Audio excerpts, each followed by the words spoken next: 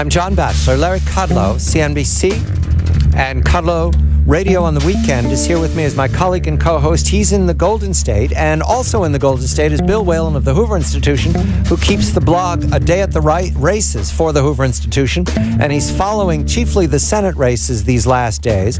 And we've dealt with the layup of the Republican win in the red state of Montana. We now turn to the purple state, purple-blue, blue-purple, there needs to be a new color, Bill, of New Hampshire, because Scott Brown, the carpetbagger, I guess that's what it would have been called once upon a time, traveling from Massachusetts to New Hampshire to register to run, was seen as a first-rate recruit.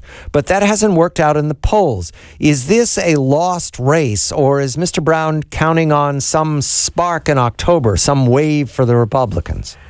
Well, Bobby Kennedy was able to pull us off going from Massachusetts to New York in 1964, but Scott Brown is having a much tougher road 50 years later. And I think part of it is just transferring north. Just in the beginning of the race, he has made verbal stumbles where he keeps talking about Massachusetts, so it's not quite like he's forgotten the state.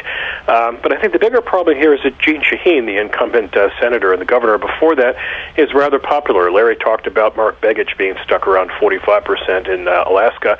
Shaheen stuck around 50, and so I think Brown's just having a very hard time of building a case against her. You know, Bill, I totally agree, and I think Brown has come off as a bit of a flake in this race, and maybe some of that was surfacing when he was briefly a senator from Massachusetts. He ran such a lousy re-election campaign in Massachusetts. I think he's running a lousy New Hampshire Senate campaign. I don't know what his issues are. He bounces around. I just thought this was a bad idea from day one. I don't know why New Hampshire Republicans, which is a strong party, just didn't get one of their own to run against Shaheen, who's getting away with murder.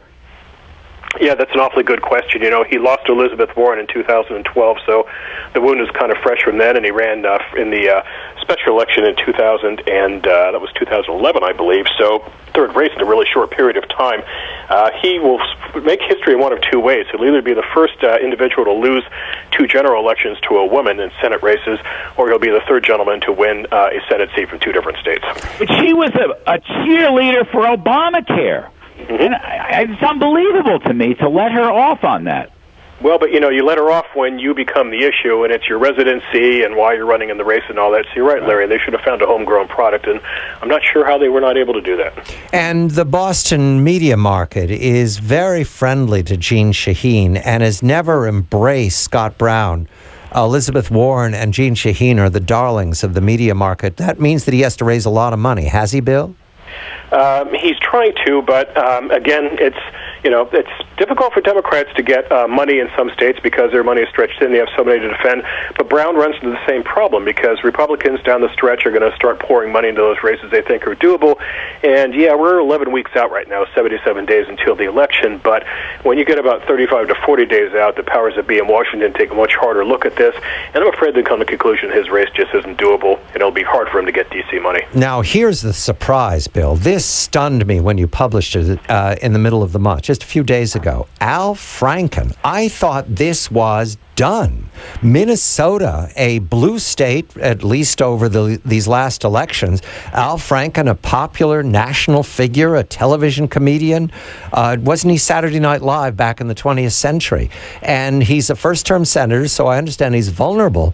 And he won the first race with, didn't they flip a coin right at the end? I think something like that. Right. But you write that he is vulnerable. How? First of all, history. Minnesota has a pattern of punishing senators who are linked to unpopular presidents. Remember, they did it to George Bush. They've done it in previous cycles. Well, did it to Ronald Reagan as well. Rudy Boschwitz getting taken out. So Franken would fit that pattern. Second, if it's a big Republican surge year, the surge is felt in Minnesota, unlike in 2008 when Franklin was elected under the Obama surge.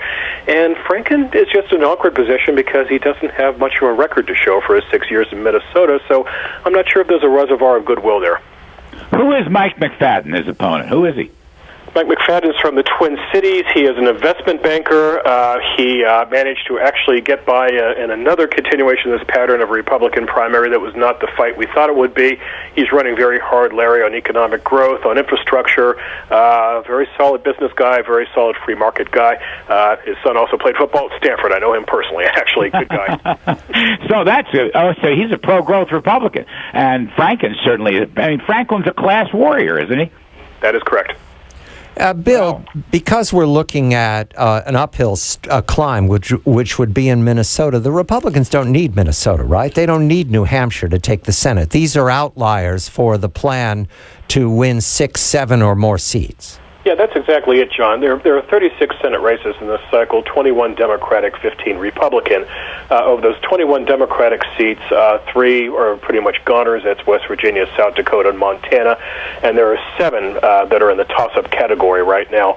Minnesota would be considered a lean Democrat, as would New Hampshire. So by the time you get to New Hampshire and Minnesota, there are probably about 10 other states that will be gone for the Democrats by the time you get to those. And so we're not looking at this point for there to be any major changes because the Times very conservatively rates the chances for the Republicans to pick up the Senate, and I think it's something like 58% the last time I glanced. It might be changing daily now. But you've not seen, I've been following your blog for some time, you've not seen any large changes in the expectations. No, the Times bumped it up actually to about 65%. The Washington Post Election Lab, which is the same service as the New York Times, is a different publication, they actually give it about an 85% chance. So, keep in mind, we're talking about the Republicans having to pick up 6 seats overall. They have 45 right now, and I mentioned 3 seem pretty much in the bag. So they have to win 3 other races and not give away 1 in Georgia and 1 in Kentucky. So on paper, at least, it's very doable. What's your take? You're mentioning Kentucky is very interesting to me. McConnell's polling isn't all that great, and I just wonder what's going on down there. I think McConnell is someone, Larry, you just described as a survivor. He is respected in the state. He's not particularly loved, and every 6 years he scraps his way to re-election, finds a way to get it done. Very mechanical elections, very organized elections, very pointed opposition attacks, just sort of wills his way to re-election, not sensational but effective.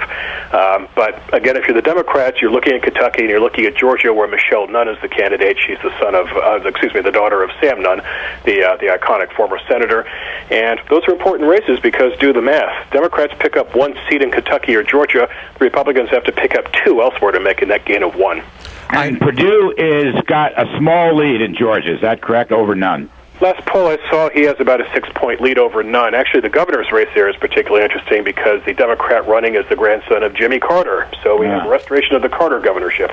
I mentioned Allison Lundergan Grimes today. There was a Politico story that I read, and I was surprised to see that she's run into campaign finance questions because her father owns a bus company or a transportation company, and she's been using a bus to travel in Kentucky without compensating the company adequately, and that constitutes a violation of campaign finance laws. So there's a negative story on Grimes as opposed to just keeping the focus on Mitch McConnell. It looks like she's run into the usual stories of a newcomer making a mistake out of the generosity of her supporters. Yeah, that's it, John. But in the big picture, she has to find a way to get around a very unpopular president, an unpopular president who's declared war on coal, an unpopular president who's no fan of tobacco, an unpopular president who's just not very liked in Kentucky. Note the fact that she has brought in Bill Clinton to campaign for her. Clinton actually won Kentucky in both his presidential races, so this is where she will dare not speak the words Barack Obama.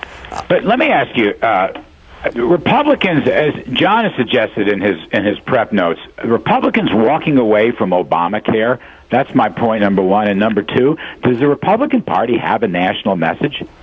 I think they're squeamish about Obamacare right now, Larry, because it's not polling the way they would. I think part of that simply, Obamacare has not really been in the news cycle much of late. The news cycle has been dominated by what? The Texas border mess, the overseas crises. But again, we're 11 weeks out, so let's see, 8 weeks from now how people feel about their Obamacare price increases, and maybe it comes roaring back. Right. But as for a national strategy, no, and there is a division within the Republican Party about this. Ron Johnson, the very smart young senator from Wisconsin, was out at Hoover recently. We sat down and talked to him, and he lamented about something which I gripe about constantly, which is that the Republican senators in Washington have not developed a contract with America. They don't have really a unified message. They're not telling you what they'll do in the first 100 days in office, and I think that's a mistake on at least two fronts. It'll hurt them organizationally in 2015, but again, they have to develop, as the Republicans in the House did in 1994, just this sense of largeness that we're not just going to take over, but we're going to do something with Bill Whalen of the Hoover Institution and Larry Kudlow. It sounds like you and Ron Johnson are instant messaging, Larry. Thank you very much. Larry Kudlow of CNBC and Kudlow Radio on the Weekend in the Golden State. I'm John Batchelor.